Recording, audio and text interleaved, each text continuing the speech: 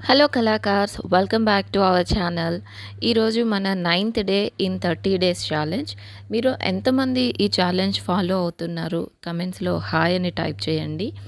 So ఈరోజైతే నేను చాలా సింపుల్గా సెలెక్ట్ చేసుకున్నాను. ఎవ్రీడే వాటర్ కలర్ పెయింటింగ్ మనం వేసినాము ఈ కొత్త స్కెచ్ బుక్లో. ఈరోజు 9th డే, నేను 9th పేజ్ ఫిల్ చేస్తున్నాను. ఈ 30 డే ఛాలెంజ్ థీమ్ వచ్చి వాటర్ కలర్ ఫ్లవర్స్ అనమాట. సో ఎప్పుడు నేను ఫస్ట్ ఫ్లవర్స్తో స్టార్ట్ చేస్తాను. ఈరోజు కొంచెం డిఫరెంట్గా అని చెప్పి స్టెమ్స్ అండ్ లీవ్స్ స్టార్ట్ చేశాను. తర్వాత ర్యాండమ్గా డిఫరెంట్ కలర్స్తో ఇలా డాట్స్ పెట్టాను. ఇనీషియల్గా ఏంటంటే అవి మనకి ఆ ఫ్లవర్ ఎఫెక్ట్ వస్తాయి అన్నమాట. ఒక బొకే లాగా నేను డ్రా చేద్దాము అని చెప్పి ఈ ఐడియా నాకు పింట్రెస్ట్లో వచ్చిందండి. సో ఫస్ట్ నేను లైటర్ షేడ్స్ తీసుకున్నాను, పింక్, ఆరెంజ్ అండ్ రెడ్. తరువాత బ్లూ కలర్, పర్పుల్తో ఇలాగా డిఫరెంట్ సైజ్ అనమాట. మనకు అన్నీ పర్ఫెక్ట్గా రానవసరం లేదు.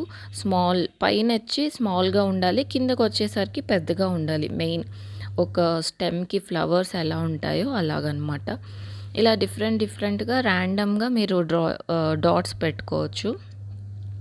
తర్వాత నేను యెల్లో కలర్తో కూడా చేశాను. నాకు ఆ యెల్లో ఎఫెక్ట్ నచ్చిందనమాట. సో నేను ఇంకా యెల్లో ఎక్కువ కనిపించేలాగా యాడ్ చేశాను అనమాట.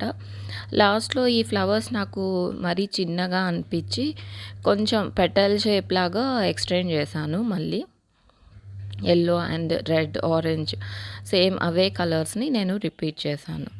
So finally very happy. So background వచ్చి నాకు బ్లూ చేస్తే బాగుంటుంది అనిపించింది. అండ్ ఈ వాటర్ కలర్స్తో ఈ బ్యాక్గ్రౌండ్ పెయింటింగ్ చాలా సాటిస్ఫైయింగ్గా ఉందండి. తప్పకుండా మీకు ఇంట్రెస్ట్ ఉంటే ట్రై చేయండి.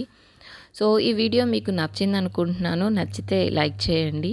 ఛానల్లో మిగిలిన వీడియోస్ చూసి మీకు నచ్చితే సబ్స్క్రైబ్ చేసుకోండి. Thank you all for watching. Like, share and subscribe.